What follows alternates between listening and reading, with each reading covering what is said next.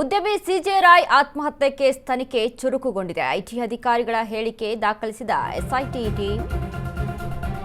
ಉದ್ಯಮಿ ಸಿಜೆ ರಾಯ್ ಆತ್ಮಹತ್ಯೆ ಕೇಸ್ ತನಿಖೆ ಚುರುಕು.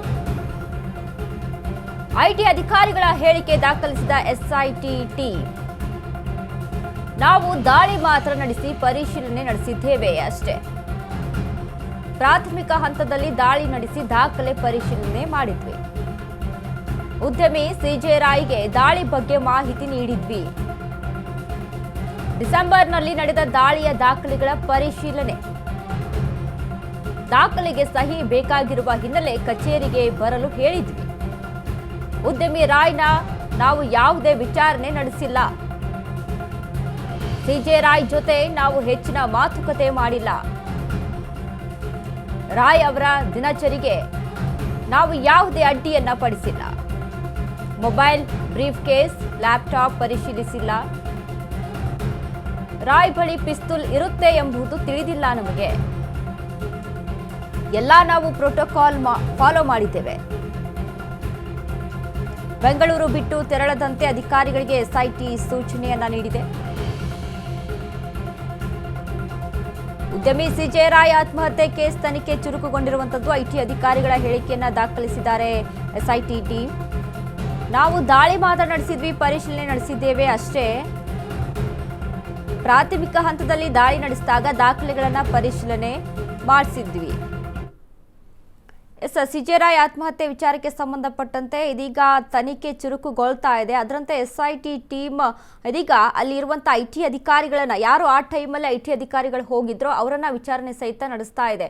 ಯಾಕಂದ್ರೆ ಅಲ್ಲಿ ನಮಗೆ ತಿಳಿದು ಬಂದಿರುವಂತಹ ವಿಚಾರಕ್ಕೆ ಸಂಬಂಧಪಟ್ಟಂತೆ ಅಂದ್ರೆ ಆತ್ಮಹತ್ಯೆಯನ್ನ ಮಾಡ್ಕೊಂಡಿದ್ದಂತಹ ಸಿಜೆ ರಾಯ್ ಅವರು ಐಟಿ ದಾಳಿ ಪದೇ ಪದೇ ಆಗ್ತಾ ಇರುವಂತಹ ಹಿನ್ನೆಲೆಯಲ್ಲಿ ಅಲ್ಲಿ ಮನನೊಂದು ಆತ್ಮಹತ್ಯೆಗೆ ಶರಣಾಗಿದ್ರು ಅನ್ನುವಂಥ ಮಾಹಿತಿ ತಿಳಿದು ಬಂದಿರುವಂಥದ್ದು. ಸೊ ಹೀಗಾಗಿ ಐಟಿ ಅಧಿಕಾರಿಗಳೇ ಅಲ್ಲಿ ಹೋದಂಥ ಸಮಯದಲ್ಲಿ ಬುಲೆಟ್ ಅಂದರೆ ಗುಂಡನ್ನು ಹಾರಿಸ್ಕೊಳ್ತಾರೆ ಅನ್ನುವಂಥ ಮಾಹಿತಿ ತಿಳಿದು ಬಂದಿದೆ.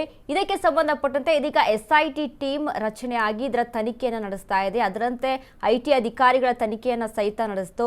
ಹೀಗಾಗಿ ಇಲ್ಲಿ ಯಾರ್ಯಾರು ಐಟಿ ಅಧಿಕಾರಿಗಳು ಹೋಗಿದ್ರೋ ಅವರನ್ನ ಯಾವುದೇ ಕಾರಣಕ್ಕೂ ಕೂಡ ನೀವು ಸಿಟಿ ಬಿಟ್ಟು ಎಲ್ಲೂ ಹೊರಗಡೆ ಹೋಗುವಂತಿಲ್ಲ, ಬೇರೆಡೆ ಎಲ್ಲಿ ಕೂಡ ಹೋಗುವಂತಿಲ್ಲ ಅನ್ನುವಂಥ ಒಂದಿಷ್ಟು ನಿಯಮಗಳನ್ನು ಅಲ್ಲಿ ಜಾರಿಗೆ ಮಾಡಿದ್ದಾರೆ. ಇನ್ನು ಅದರ ಜೊತೆಗೆ ನೀವಲ್ಲಿ ಏನೇನೆಲ್ಲ ದಾಖಲೆಗಳನ್ನ ಅಲ್ಲಿ ಪರಿಶೀಲನೆ ಮಾಡ್ತಾ ಇದ್ರಿ, ಯಾವ ರೀತಿಯಾದಂತ ಅಲ್ಲಿ ತನಿಖೆಯನ್ನ ನಡೆಸ್ತಾ ಇದ್ರಿ, ನೀವು ಏನೆಲ್ಲ ಮಾತುಕತೆಯನ್ನ ನಡೆಸಿದ್ರಿ, ಯಾವ ವಿಚಾರಕ್ಕೆ ಅವರು ಅಂದ್ರೆ ಡಾಕ್ಯುಮೆಂಟ್ಸ್ ಗಳಲ್ಲಿ ಏನೇನೆಲ್ಲ ಪರಿಶೀಲನೆ ಮಾಡಿದ್ರಿ, ಇನ್ನು ಪದೇ ಪದೇ ಏನಾದ್ರೂ ನೀವು ಅವರನ್ನ ಇನ್ವೆಸ್ಟಿಗೇಷನ್ಗೆ ಅಲ್ಲಿ ಮುಂದಾಗ್ತಾ ಇದ್ರ ಅಂದ್ರೆ ಏನೇನೆಲ್ಲ ಬೇಸಿಕ್ ನೀಡ್ಸ್ ಕ್ವಶನ್ಸ್ಗಳಿತ್ತು ಅದನ್ನೆಲ್ಲ ಕೂಡ ಅಲ್ಲಿ ಐಟಿ ಅಧಿಕಾರಿಗಳನ್ನ ಪೊಲೀಸರು ಕೇಳಿರುವ ಎಸ್ಐಟಿ ಟೀಮ್ ಕೇಳಿದೆ. ಸೊ ಹೀಗಾಗಿ ಅಲ್ಲಿ ತನಿಖೆಯನ್ನು ನಡೆಸ್ತಾ ಇದೆ. ಇನ್ನು ಬುಲೆಟ್ ಅಲ್ಲಿ ಇರುವಂಥದ್ದು ಅಥವಾ ಅವರ ಬ್ರೀಫ್ ಕೇಸ್ ಆಗಿರ್ಬೋದು, ಅವರ ಲ್ಯಾಪ್ಟಾಪ್ ಆಗಿರ್ಬೋದು, ಅದು ಯಾವುದನ್ನು ಸಹಿತ ನಾವು ಅಲ್ಲಿ ತೆಗೆದುಕೊಂಡಿಲ್ಲ. ಆದರೆ ಕೆಲವೊಂದು ಡಾಕ್ಯುಮೆಂಟ್ಸ್ಗಳು ಏನಿತ್ತು ಅದನ್ನು ನಾವು ಡಿಸೆಂಬರಲ್ಲಿ ಏನು ಐಟಿ ದಾಳಿ ನಡೀತು ಆ ಸಂದರ್ಭದಲ್ಲಿ ಕೆಲವೊಂದು ಡಾಕ್ಯುಮೆಂಟ್ಸ್ಗಳನ್ನ ತೆಗೆದುಕೊಂಡಿದ್ವಿ. ಆ ಡಾಕ್ಯುಮೆಂಟ್ಸ್ಗಳಿಗೆ ಬಂದು ಕಚೇರಿಗೆ ಸೈನ್ ಮಾಡಿ ಅಂತ ಸಹಿತ ನಾವು ಸಿಜೆ ರಾಯ್ ಅವರಿಗೆ ಹೇಳಿದ್ವಿ. ಆದರೆ ಅವರು ಬಂದಿರಲಿಲ್ಲ, ಸೈನ್ ಮಾಡಿರಲಿಲ್ಲ.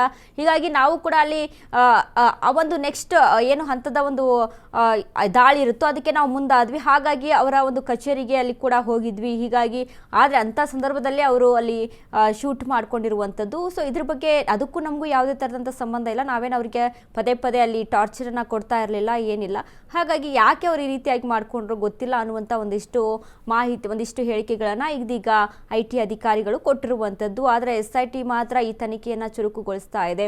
ಅಂದರೆ ಯಾವ ಕಾರಣಕ್ಕೆ ಇಂಥ ಒಂದು ಪ್ರಭಾವಿ ವ್ಯಕ್ತಿ, ಇಂಥ ಒಬ್ಬ ಬಿಸ್ನೆಸ್ ಮ್ಯಾನ್, ಇಂಥ ಒಂದು ಸ್ಟ್ರಾಂಗ್ ಮೈಂಡ್ ಸೆಟ್ ಇರುವಂತಹ ವ್ಯಕ್ತಿ ಯಾಕೆ ಒಂದು ಐಟಿ ದಾಳಿಗೆ ಅಲ್ಲಿ ಸೂಸೈಡ್ ಮಾಡ್ಕೊಂಡು ಬಿಡ್ತಾರಾ ಅನ್ನುವಂಥ ಒಂದಿಷ್ಟು ಯಕ್ಷ ಪ್ರಶ್ನೆಗಳು ಎಲ್ಲರ ಮುಂದೆ ಇದೆ.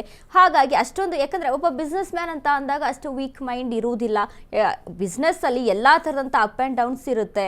ಇನ್ನು ಯಾವುದಕ್ಕೂ ಕೂಡ ಕೊರತೆ ಇರಲಿಲ್ಲ, ಹಣದ ಕೊರತೆ ಸಹಿತ ಇರಲಿಲ್ಲ. ಆದರೆ ಒಂದಿಷ್ಟು ಅವರ ನಿಧನದ ಬಳಿಕ ಒಂದಿಷ್ಟು ಮಾಹಿತಿಗಳು ಹೊರಗೆ ಬರ್ತಾ ಇದ್ದಂತು. ಅಂದರೆ ಒಂದಿಷ್ಟು ಸ್ಟೇಟ್ಮೆಂಟ್ಗಳನ್ನು ಕೊಟ್ಟಿದ್ದಾರೆ. ಅಲ್ಲಿ ಕೆಲವೊಂದು ಒಂದಿಷ್ಟು ಡಾಕ್ಯುಮೆಂಟ್ಸ್ಗಳ ಪರಿಶೀಲನೆ ಆಗಬೇಕಿತ್ತು. ಇನ್ನು ಅಲ್ಲಿ ರಾಜಕಾರಣಿಯ ಒಬ್ಬರ ಹೆಸರನ್ನ ಬರ್ತಾ ಇತ್ತು.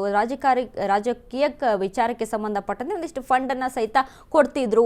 ಹೀಗಾಗಿ ಹಲವು ಅಂದರೆ ನಿಧನದ ಬಳಿಕ ಒಂದಿಷ್ಟು ಮಾಹಿತಿಗಳು ಹೊರಗಡೆ ಬರ್ತಾ ಇರುವಂಥದ್ದು. ಇದೆಲ್ಲದರ ಬಗ್ಗೆ ಕೂಡ ವಿಸ್ತೃತವಾಗಿ SIT ಟೀಮ್ ಸಹಿತ ಅಲ್ಲಿ ತನಿಖೆಯನ್ನು ನಡೆಸ್ತಾ ಇದೆ. ಮತ್ತಷ್ಟು ತನಿಖೆಯ ಬಳಿಕ ಮತ್ತಷ್ಟು ಮಾಹಿತಿ ಹೊರಬರಬೇಕಾಗಿದೆ. ಸದ್ಯಕ್ಕೆ ಮಾತ್ರ IT ಅಧಿಕಾರಿಗಳನ್ನ ಅಲ್ಲಿ ತನಿಖೆಯನ್ನ ಮಾಡ್ತಾ ಇದ್ದಾರೆ.